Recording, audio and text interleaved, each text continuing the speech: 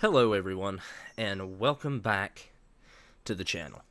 It has been quite a long time, and I do apologize for that. I haven't really been playing that many video games that I really feel like I wanted to record or stream. I'd gotten a little bored with Railroader in the length of this development cycle for the game.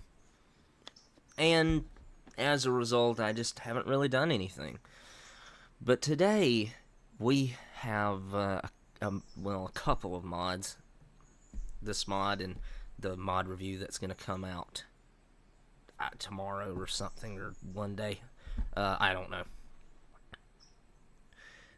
We finally have something in the game that I've been waiting for quite a long time. And to keep up the suspense,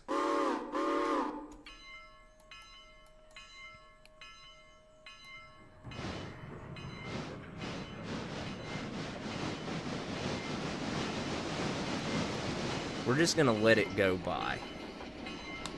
Doesn't that sound really strange? Okay, this is taking a little longer than I thought it would. Here it comes! Here comes number one for the Connolly Creek Lumber Company. It's a Climax! Alright, we can stop number one right there. That's good enough. Now, you'll see the other mod sitting in the shed over there, but we're going to focus on this locomotive in today's video. This is by Marquette Creations. Marquette is one of the best modelers out there right now. You've got a few. Today we're reviewing one of Marquette's mods, so we're going to be talking about Marquette's mod. We're not really going to talk about any of the other modelers today. Just Marquette. This is not part of the Luna Locomotive Works catalog 1 or 2. This is a standalone mod. I've been playing with this mod for something like a month or so, as they put it up on their Patreon, and for testing and things like that. I forgot, the roof hatch doesn't open or close, it's just that. It's a it's a wonderfully modeled cab. I've been in the cab of a narrow gauge Climax. Obviously, this is a 70-ton Class C standard gauge Climax, but I've been in a class, I don't remember what it is, 36-inch narrow gauge Climax at the Cradle of Forestry in North Carolina. With that being said,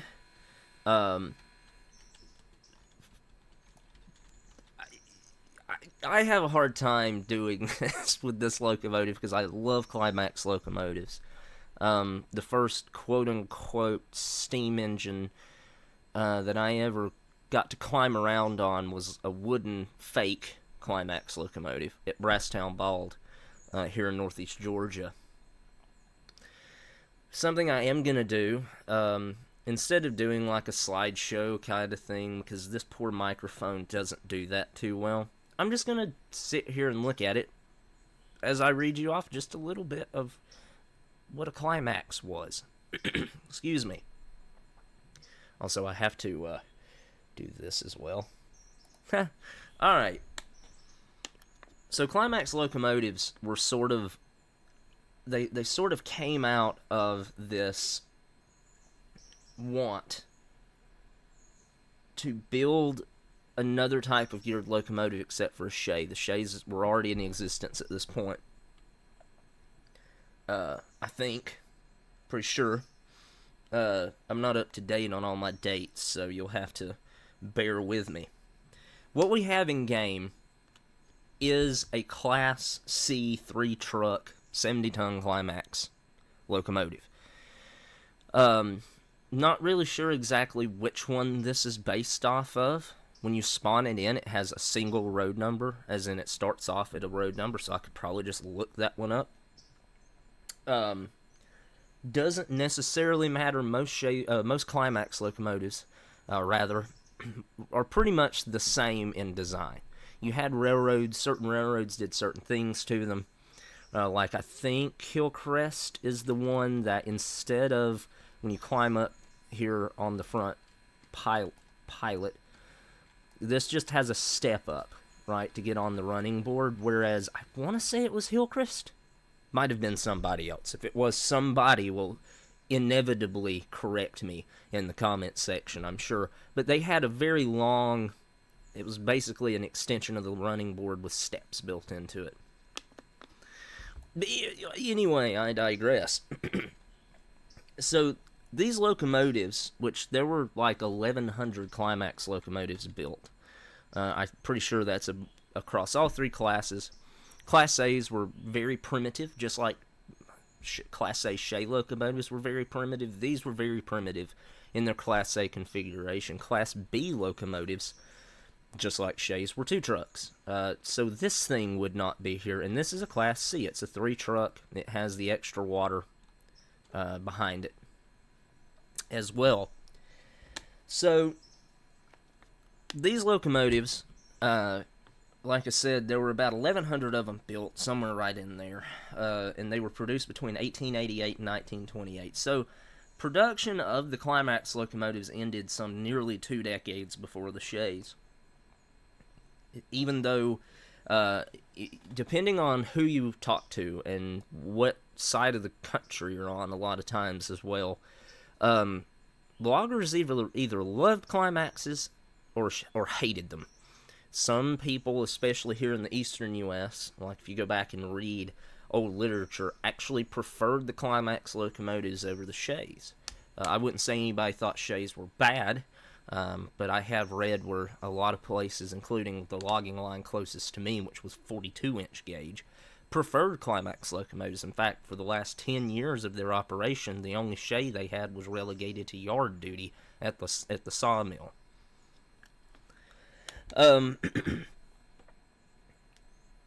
They were produced exclusively by the Climax Locomotive Works, or Climax Locomotive Works. Started out as the Climax Manufacturing Company. They worked all over the U.S. There's still quite a few of them left in existence. As far as I know, at the moment, only one is in operation. That's the Moore and Keppel Climax at the Cass/Durbin and Greenbrier, or whichever one it also operates on. But enough with the real locomotives. Let's get the free cam out of the locomotive, and let's see what all we can do with the Climax in game.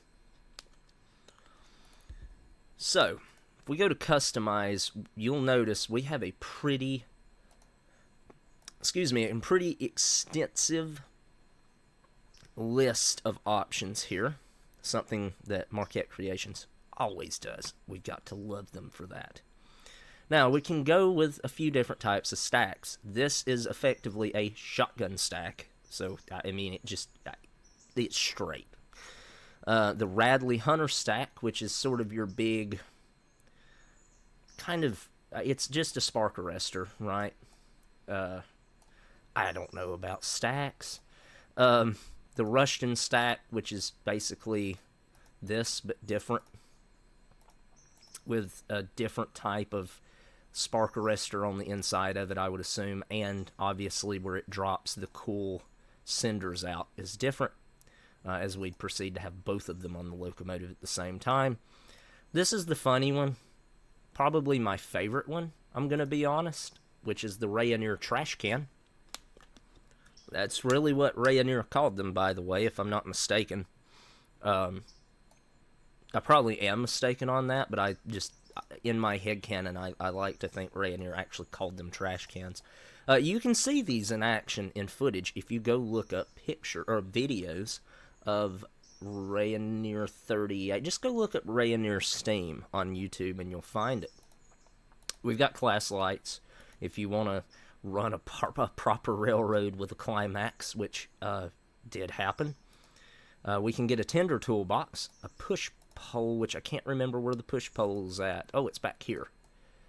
Okay, I saw the push pole. There it is. There's the push pole.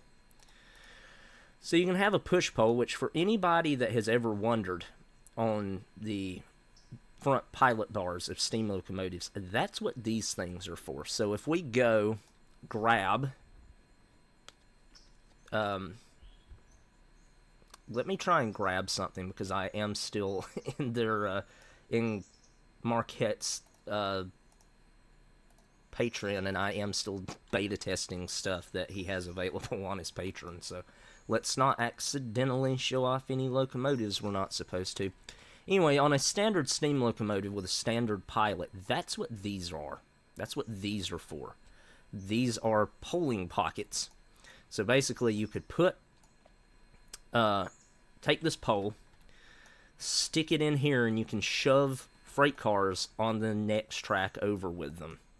If you want a really cool example of how that works, go to Studio 346's YouTube channel, and they are going to have that. It's something you can do in Century of Steam when it finally releases, and you can go see how that works. So we've also got a pilot toolbox. We can get the second electric headlight, which is sort of a more, it's that style headlight. We can go converted kerosene headlight, a converted box headlight. We can put dome numbers on this thing. We can put extra counterweights on it, which is prototypical. This is something that a lot of railroads that operated Climaxes would do.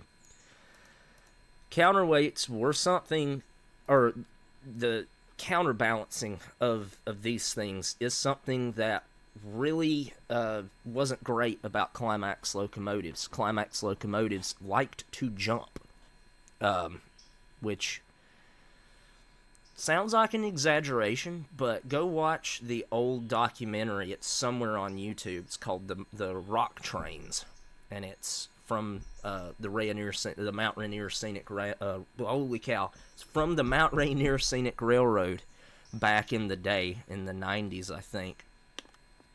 They had a big flood, and as a result, they had to repair a bridge, or a washout, approaching a bridge, and they ended up using their Climax locomotive to do that.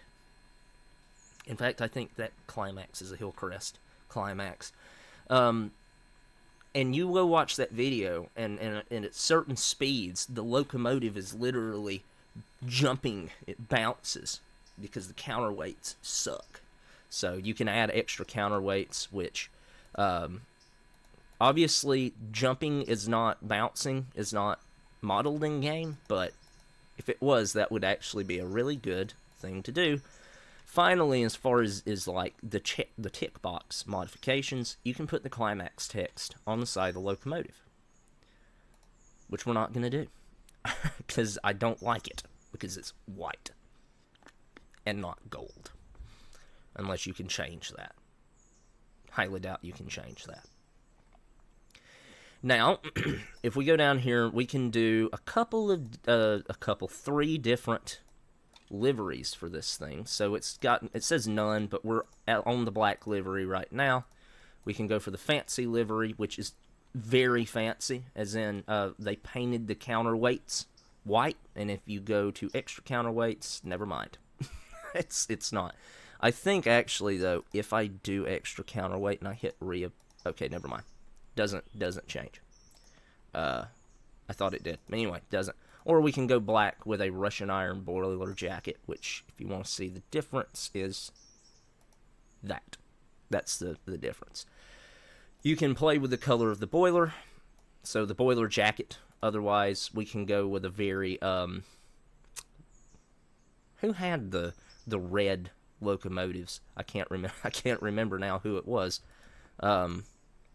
We can do that. You can change the bands on the boiler jacket. So if you really wanted to, you could go with some sort of brass, very late 1800s looking boiler bands. I think we're going to actually leave that like that. You can go for the air pump jacket as well. You can change the colors of the cylinders, the domes, which we could go for some brass domes as well. We're not doing that though, but we can go for the doors. If you want to go for sort of the kind of style I like, then you can go for some green doors. The roof, we can go kind of, I like locomotives with red cabs. For the stripe, you can change the color of the stripe as well. I like gold stripes. You can give it white walls, some very bright red 50s, 60s car tire red walls. You can go for the windows. The pilot, you can change the color of the pilot. The number plate, okay. Didn't even realize you could do that. I like red number plates. Oh, here we go, the flywheel. Yeah, there we go. And the tender deck. So, effectively, the water tank deck. So, that is pretty much the Climax. Kind of an anticlimactic review, I guess, or it feels like it is. I've never been good at these. That's why I've never really done mod reviews in the past. Let's go freight cars. Let's find us.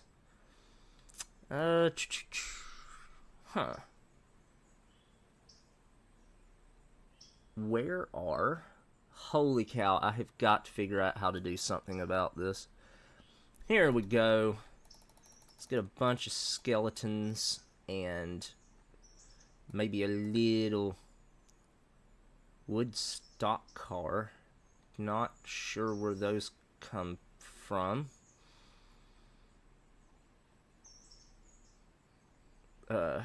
Okay, let's... Wait, where's the data only? There it is. And we'll plunk this down. Can I plunk this down in the reverse direction? Maybe? So the box car's at the front? I can. Look at that. Alright. I think you can load these things too. Somehow. We're not going to worry about it. Let's just run our very color mismatched locomotive. In fact,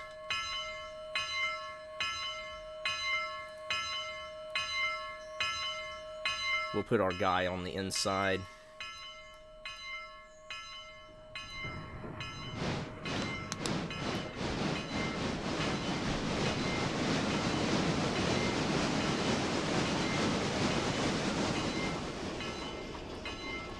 And I adore... Let's turn the bell off. I adore this sound. I absolutely love the sound of that. More than you will ever know. The sound of the gearing is amazing.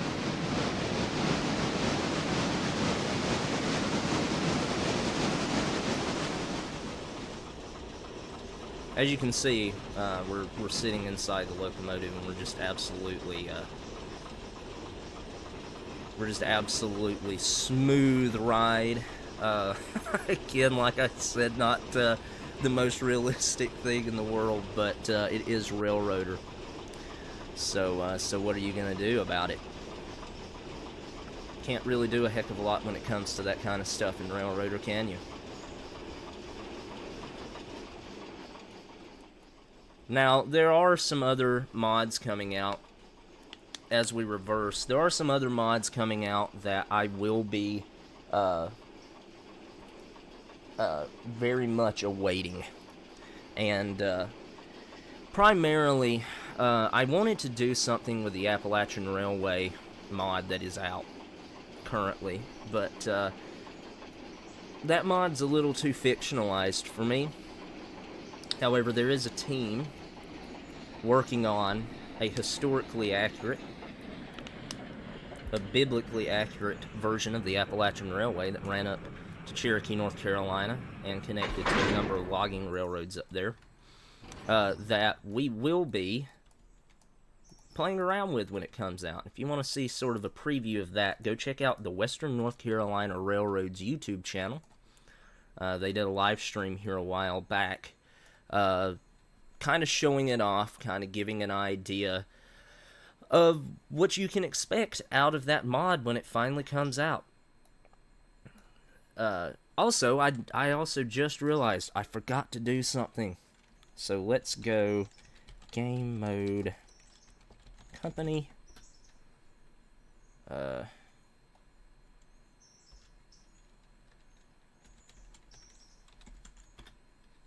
don't remember how to do this all of a sudden.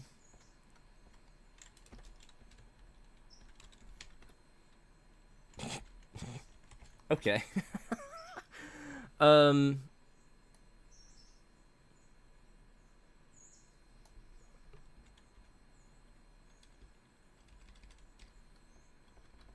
Oh, is it just mode?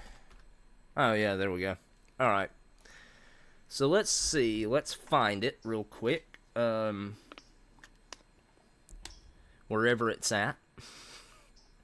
There it is. Yeah, here we go. So here's the stats sheet on this bad boy.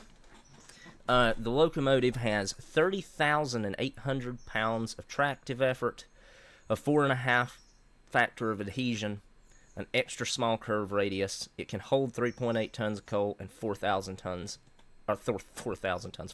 gallons of water. So not the best range of a locomotive ever, but you're not really probably looking to really want to go very many places with this locomotive. It's slow, it guzzles water, and it eats coal.